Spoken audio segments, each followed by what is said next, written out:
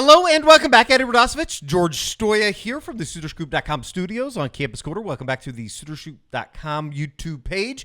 Brent Venables met with the media on Tuesday. Back to the regular schedule here with the first Saturday game coming up, 6:45 on SEC Network. Houston coming to town.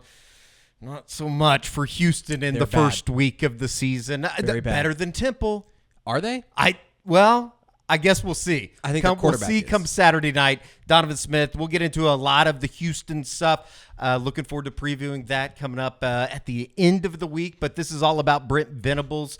It was a weird kind of conversation today with Brent Venables. I thought he was very short at the beginning, and then as you'll see with George's question today, and then obviously he kind of warmed up at the end, but a very serious manner as we go into week number 2. Yeah, a little bit different than a week ago when he asked if we had any more questions and was bebopping around and answering everything in a fun way. A little bit more serious this week. I don't know if that's because the opponent's different or if I don't really know, but I think that he was definitely a little bit more short and serious today, and I don't know if I don't think that was just because of my question. He certainly did not appreciate my question, but I do think that he was in a little bit more serious attitude today. We'll get into that here in a second. Obviously, Oklahoma celebrating 100 years over at the Palace Gaylord Family Oklahoma Memorial Stadium.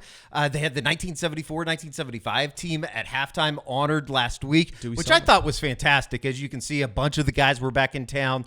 I just thought it was like really cool to see that some of these guys get back, and I think that it means something to them.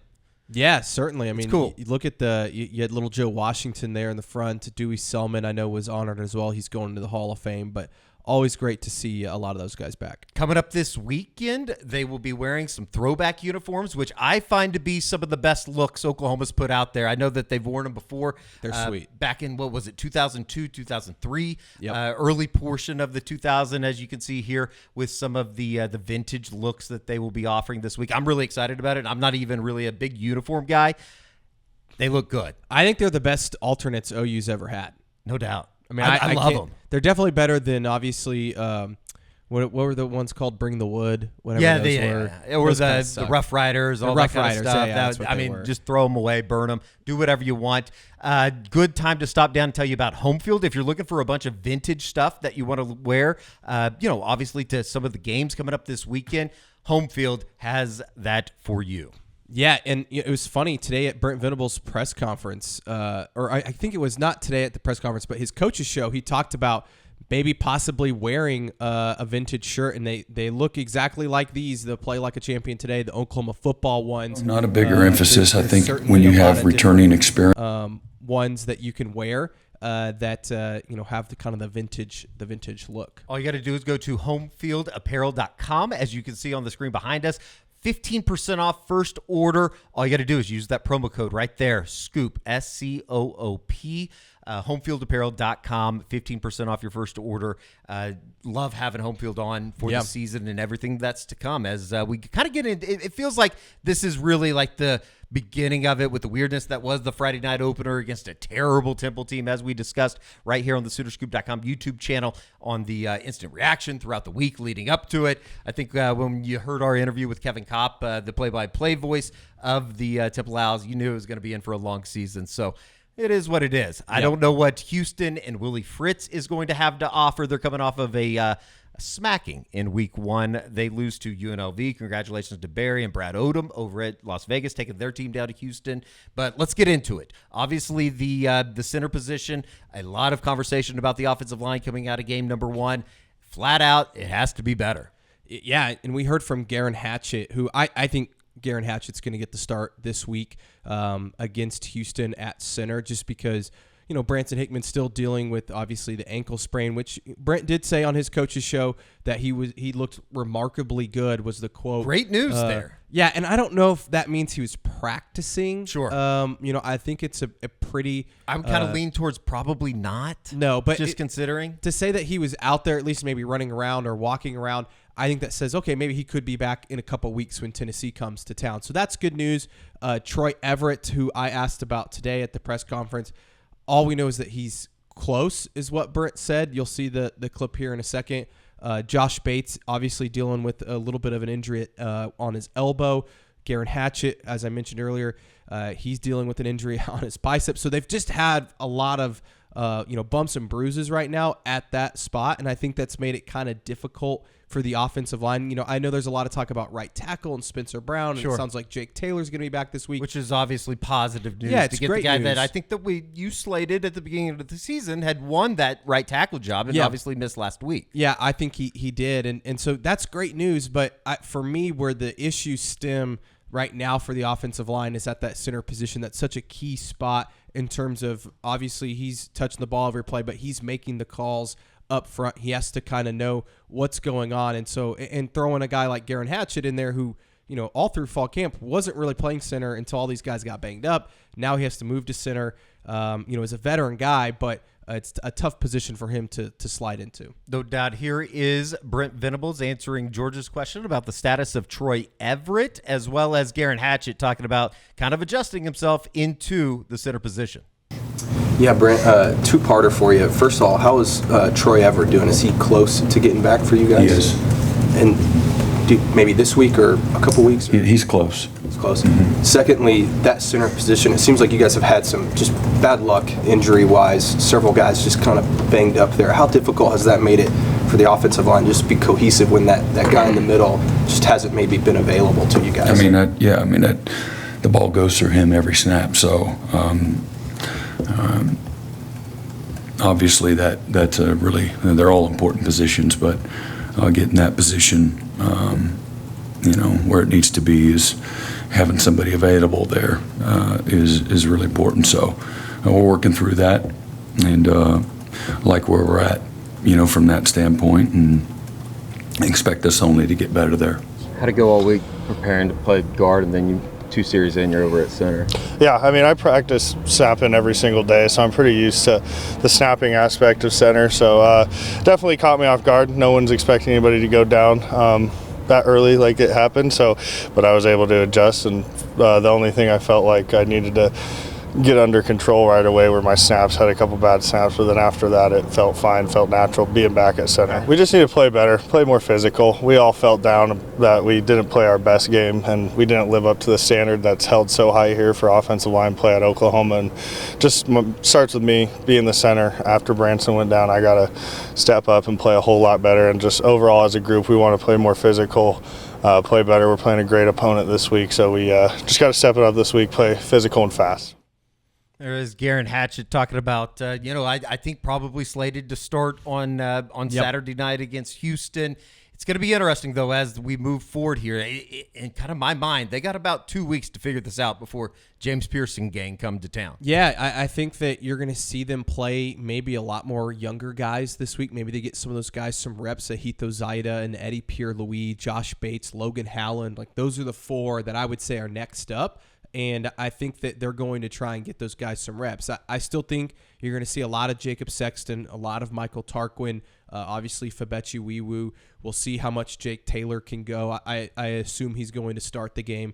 We'll see. I think Spencer Brown will probably get some more reps, as much as people don't want to hear that out there. But I do think that they might start mixing some of those younger guys in, because, Eddie, once Tennessee gets here, you're going to need to really know who your 5 are, or at least know, okay, if someone goes down, you don't have to shift the entire offensive line and shuffle it around like they did a week ago. No doubt. More bad news. Well, not bad news. You knew about this bad news out there in YouTube land, but obviously Jalil Farooq's going to be gone for an extended period of time, if not the entirety of the 2024 season. We'll see how the rehab process goes as he gets the screw put into his foot, obviously breaking that foot on Friday night in the opener. You add that to the Jaden Gibson injury, and now there's a ton of opportunity for a number of young wide receivers within the program. And the first one to circle, I think, is Jaquez Pedway. And he was asked about today to Brent, and Brent had a lot to say about him. Sounds like he was actually dealing with a little bit of a hamstring injury. Which, did that make you feel a little bit better about the situation? Because it was like, I remember thinking during the game, I was like, where's Jaquez Pedway? And, Deion Burks, they kind of play the same position in terms of playing in the slot. and Burks played like 55 snaps. Right. And while you love to see Deion Burks out there, you're also like, okay, I don't know if he needs to play 55 snaps against Temple. So I do think you're going to see a lot more Pedway this week. It also sounds like he's somebody that they feel comfortable maybe bumping outside if they have to. Deion Burks as well. And especially in this offense, you can kind of shuffle these receivers around. But Pedway's definitely one of them. I think Zion Raggins is another one that I think could play quite a bit. I know Brent talked about him a lot on this coach's show on Monday night. Had like a spectacular one-handed grab, right? Yep. So I think that you could see some of him. I think Ivan Carrion is somebody they really like. But it's even the older guys too, Eddie, for me. You want to see an Andrel Anthony start to pick it up. And I get it. You're easing him into it. But, have him run a few 9 routes and just throw it deep and see what he's got. Sure. Go up and get one. So, if they can get an Andrel Anthony, then all of a sudden you'd feel a little bit better about the injuries to guys like Farooq or Jaden Gibson. Jaquez Pedway a year ago, 9 games, 11 receptions, 70 yards just on the year. But there were moments, and you go back through some of the games that he had receptions. When he did get his hands on the ball, he was a guy that had a lot of intrigue. There was a lot of intrigue. Him on the big kick return, too, that got called back against Texas. Sure. That was a big play. So he's an electric player. I think somebody that can do a lot of different things. They really like his explosiveness. And so when you hear words like that, you're like, okay, well, then this guy can play. So, and he's going to have an opportunity because, right. I think J.J. Hester, not that he wasted his opportunity last week. And he's going to get more opportunities. Yeah, and Brennan Thompson as well. I think both those guys are still going to play quite a bit this week. But if all of a sudden other guys start to emerge, I think they ended up playing about 9 or 10 wide receivers a week ago. Eventually, that's going to get down to about 5. But these first few games, it's okay. Let's rotate some of these guys in who can make a play, who can get open. And so if Pedway can go out there and make a couple plays, then maybe all of a sudden, halfway through the season, he's not maybe not a starter, but playing quite a bit. No doubt about it. Here is Brent Venables talking about the youth movement at the wide receiver position, as well as Jaquez Pedway specifically, and kind of his situation going into the opener last week and moving forward. Nick will be back sooner rather than later, and again, young guys are gonna have to grow up, quick, and so I know we know who all those guys are. You saw Reagan's in the game, you saw Kearney in the game, you saw Carry On a little bit. Certainly Pedway still just a sophomore that didn't play, tremendous amount of snaps a year ago, and KJ Daniels would be somebody else, Jacob Jordan as well, as far as the young guys are concerned, and excited about them. It's a group of guys that really showed maturity, saw them get better, saw them at times play a little inconsistent like a lot of young players. Sometimes it's mindset, sometimes it's fundamentals, sometimes it's a sense of urgency, and but I love the group of guys. Coachable, really talented. You got size, you got speed, you got length, you got a lot of the things that you want, and the toughness too. They'll take on the disposition of their coach, and Emmett does a great job bringing out the best in guys, and he's tough and demanding on them, but we try to recruit guys that want to be challenged and are looking to be coached and held accountable, and Emmett does a great job of that.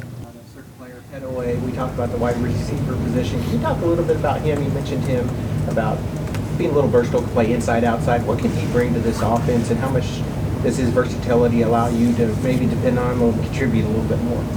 Yeah, he's fast. He's got a good catch radius. He's really explosive player. He had a hamstring injury the last few weeks. It just kind of kept him from being full speed, and even going into the last week, we didn't know what his availability was going to be.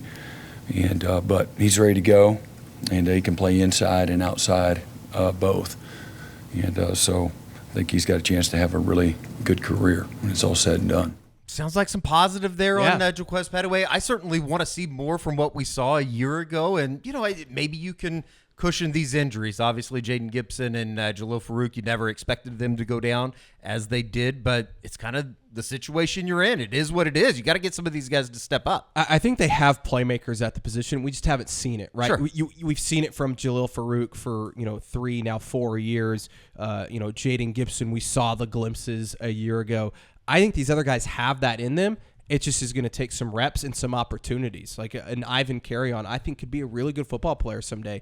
Can he do that this year? We'll see. Really of the freshman group of Raggins, Daniels, Carry-On, and Kearney, they really just need maybe one of those guys to step up, because I think that, a Brennan Thompson's eventually going to emerge. A J.J. Hester might make a couple plays for you. I think Pedway, Burks is going to carry a huge part of the load. Nick Anderson is obviously going to be a huge part of this offense. And it's also easy to forget last year, they really only played about 3 or 4 guys at wide receiver. I mean, it was Drake Stoops, Jalil Farooq, and Nick Anderson most of the time. Those snaps now went way down once you got into the Jaden Gibson nitty-gritty of the emerged schedule. late. Andrel Anthony obviously was a huge part of it in the beginning of the year, and then obviously he disappears. So you're looking at like 5 guys really, and it certainly hurts to lose 2 of those 5 in Farooq and Gibson, but I do think they have some young guys that could fill those spots. You mentioned Nick Anderson. Obviously, he missed the season opener last Friday against Temple.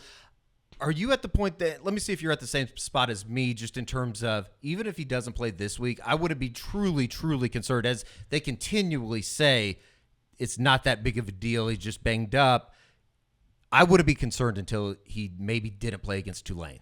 Yeah, I don't, from everything I've heard and people that we've talked to, it doesn't sound like it's a concerning injury. It's one of those like kind of soft tissue type injuries that it just takes some time. And when you're playing a team like Houston, who's not very good, it's like, why would you risk Nick Anderson going out there and getting hurt? Now, I would be concerned if he doesn't play against Tulane, because while you don't want to play somebody, and be cautious, with them and not get them hurt, you also don't want him to just go out fresh or, have not played any football going into the Tennessee game, right? Where he's going to get hit a lot and probably pretty hard. So I think that there's a balance there, but we'll see if he plays. I think there's a chance he suits up, right, and goes through, kind of like Jake Taylor a week ago, where he suits up, goes through warmups, and maybe he's like break glass in case of emergency, right? But God bless. You hope there's not an emergency coming up this weekend. But I kind of lean on, Nick is somebody that has dealt with injuries in the past. Right. We know the family history there, dealing with some injuries.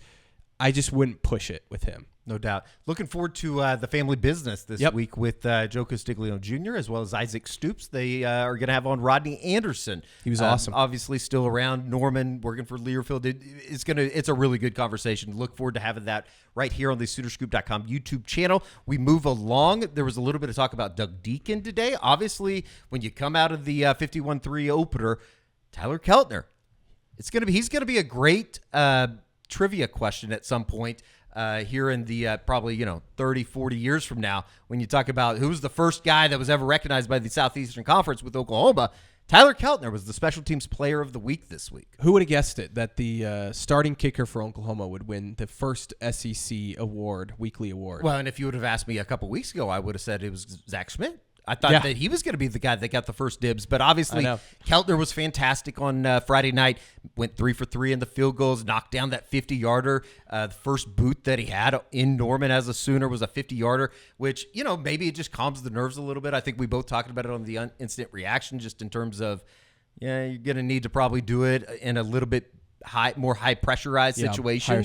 Higher stakes. But at the same time, it's better than coming in here and having to talk about a guy that went 0 for 3 or something, right? Yeah, he was great. I mean, he was fantastic, and he's a weird guy. His interview. I think you like that, though. Yeah, and your kicker, you want him to be a little weird. Yeah. And so, I think talking to him the other day, like his mindset of going out there, and he said something like, it's just pure bliss when I'm out there, and I'm like, what a kicker thing to say. Sure. But you love to see it, and, how much is that, Tyler Keltner, how much is that Doug Deakin and his role in cleaning up whatever, was part of the issue last year. But you love to see it. And I've said it from the start, like your defense is going to be elite. I think the offense will eventually figure it out. They're going to struggle at times, sure. But the biggest place that this team can take a jump is special teams. I mean, They were just horrific at it a year ago. So not only the kicking game, but I thought the punting game was pretty good. You have the forced fumbled return for a touchdown. That's 2 seasons now in a row that the special teams unit has scored in the season opener. Last year, Gavin Freeman's punt return, but this one, something that I thought was really interesting. The got a lot of starters on the on the Lewis special Carter's teams the one that units. knocks the ball out for Jaron Canick to roll and in. Lewis isn't a starter, I guess, but guys big contributor. Big contributor. But even Danny Stutzman, I believe, is on several special teams units. I think Billy Bowman is as well. Obviously, Peyton Bowen's returning punts. So they're not afraid to put some guys out there that are playing, not only, starting on defense, but are also going out there and playing some special teams. No doubt. On Tuesday, Brent was asked about, kind of what he was looking for in a special teams coordinator / analyst. Obviously found Doug Deakin. Here is Brent talking about what he liked about Doug Deakin, as well as a couple of the specialists in Tyler Keltner and Luke Elzinga. Talking about Deakin, he's obviously very, very well liked in the Sooner locker room. Yeah, well, the number one goal was to bring in somebody, obviously, that could make us better. But really, I know the numbers didn't necessarily say so, but schemes, philosophy, structure, communication skills. I felt that, we were in a really good place. So I want to continue to build on, foundationally what, we had already started, and obviously somebody too that could help us, get better. Who could be the best vessel to improve? Continue. Again, Elzinga punted really well last year, and our snappers snapped the ball really well the last couple of years. And then, how could we get better at place kicking? And then again, having a philosophy that's very similar to what we already had, aggressive and multiple. And again, having somebody that was a good teacher and a good communicator, effective, and could relate well with the players and get the players to buy in, be excited about special teams. So, Coach Deakin is one of the best in the game. I'm telling you, like, the way that he treats us and the way that he talks to us and instructs us, it's hard not to learn something from him every time you talk to him. But at the same time, he's just out there with us. He's our friend as much as he's our coach. He's so supportive in what we do. And no matter what's going on at practice, success, highs, lows, he's just always there to talk to you and be there for you. He's such a good guy. Like, he made a big emphasis when he came in. Special teams is all about the players, and that's what Venables just really liked about him. He's a very personable guy you can talk to. He's easy to talk to, cares about his players. He just wants the team to succeed, and he's very vocal, likes getting in with the guys. Like, we had whenever special team scores a touchdown, he likes to do the guy that comes out with the hat. Sorry, the guy that comes out with the hat, and I forgot what it's called. But he does a bunch of fun things, and he knows his techniques, he knows strategies, he knows everything. But he's just been a great guy to work with so far. I need to do some more investigating on what the hell Luke Elzinga He's talking about the band major. The band guy, the band major, Okay. the guy that comes out and tips his head way back. I'm pretty sure that's what So he's does talking Deacon put the hat on? about. No, I think he pretends to be the guy. Oh, where pretends he's to. like, Okay, yeah. okay. Well, maybe we'll see that more often. We'll try to get some. Maybe we can talk to Doug Scoop Deakin HD sometime. about That'd be it. awesome. Well, let's. I mean, I've been pushing it pretty far. we I got know. the defensive coordinator last week for the first time in 8 know. months. I mean, my God. Yeah, it'll probably be 3 years before we get Doug Deakin. Speaking of Zach Alley, it was a fantastic opening debut for the Sooners' first-year defense coordinator. Oklahoma forces 6 turnovers on the night. And, I think when you go back to last year and you remember how good that they were at getting the ball back, whether the offense was going to do something with it or not, that's, I guess, doesn't matter to a certain extent. But it was good to see yet again. I know Temple's terrible, but you're still having to force some turnovers.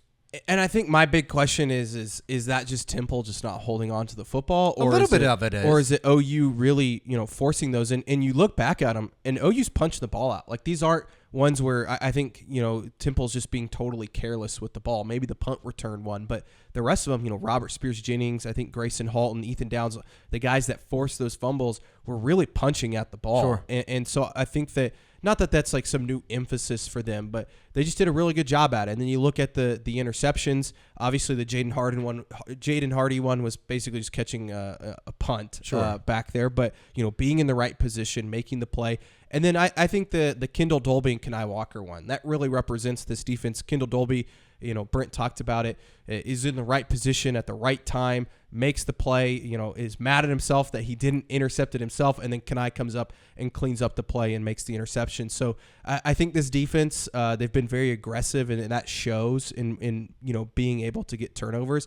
I don't think that you can expect them to get 6 a game. But if Well, you I can have get, now. I will now. Yeah, but if you can get a couple a game, I mean, it can be huge difference makers, and especially where they got them, on the field. I mean, it flipped the Short field or Uh, flipping the field, yes. Yeah, either flip the field or the one was down on the goal line basically. Right. So those are huge momentum plays, especially for an offense that may be struggling to move the ball, especially early in the season. Those turnovers can be a huge difference maker. I think something that you said that Brent kind of reiterated today. We're talking about a bunch of returning veteran guys and a bunch of experience, and you know where you need to be when the ball gets punched out. It's not something that just happens by luck, right? Yep. And here is Brent talking about the turnovers forced against Temple, as well as Kenai Walker, just kind of walking us through the interception that he got on Friday night. And God, I love this kid. Not a bigger emphasis. I think when you have returning experience, they're going to play more aggressive, more sound, more sure of themselves. They're going to have better angles to the ball. You're year 3 into the system. Very few new players. Guys that are forcing those fumbles are guys that are, several of them in their 3rd and their 4th years here at playing college football. So I think, again, positioning is really good and effort is really good. Again, the guys, they're playing really hard and aggressive because of all the things I just said, and guys taking a lot of pride in their opportunity. Good things happen when you play with great effort and you're physical. Oh my God, I think I replayed that probably like 3-4 times after the game. I was laughing hard because he was telling me on the sideline that he didn't even know I picked the ball. So I was like, oh yeah, like I was right behind you, dude. You didn't even know it until he heard everybody screaming. That's why you see on film, he's pointing. He like, oh. So that was a fun moment for me and Dolby, especially since we had one in Arizona too. Yeah. I would say the tip pad, he tipped the ball and I picked the ball. So we kind of feel like our aura is like plus like 20,000 right now.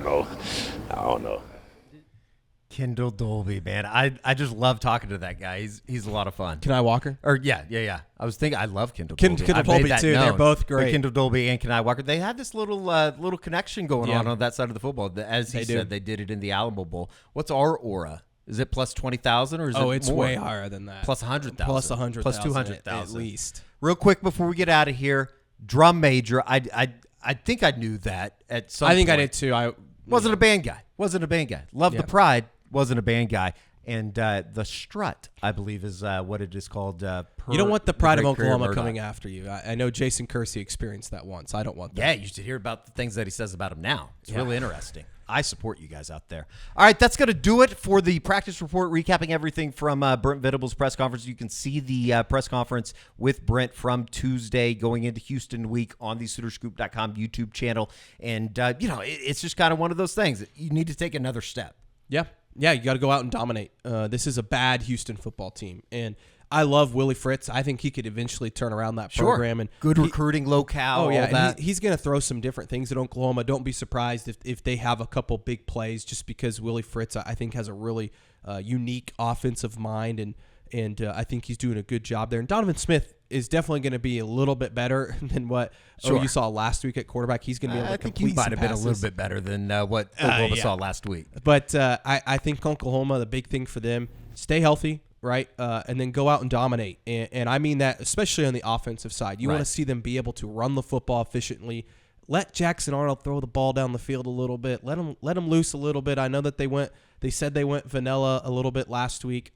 I don't know how much I fully believe that, but I want to see Jackson Arnold air it out down the field and then also just run the football more efficiently this week. No doubt. Look for the family business, as we said, featuring Rodney Anderson this week. I still think like the 2017 TCU game, one of the better single game performances by an Oklahoma player inside the stadium. It was phenomenal. Kind of set the tone for the rest of what was to come for that 17 season. And then obviously we'll be here for the unofficial 40 on Wednesday and wrap things up before we get into the weekend with the game day preview coming up here in a little bit more from some of the players we talked to. Dominic Williams was a fun guy to talk to on Monday, as well as a numerous other. You'll just have to watch. We'll surprise you a little bit. How about that? So for George Stoya, I'm Eddie Radosevich. We'll see you right back here on the SoonerScoop.com YouTube channel.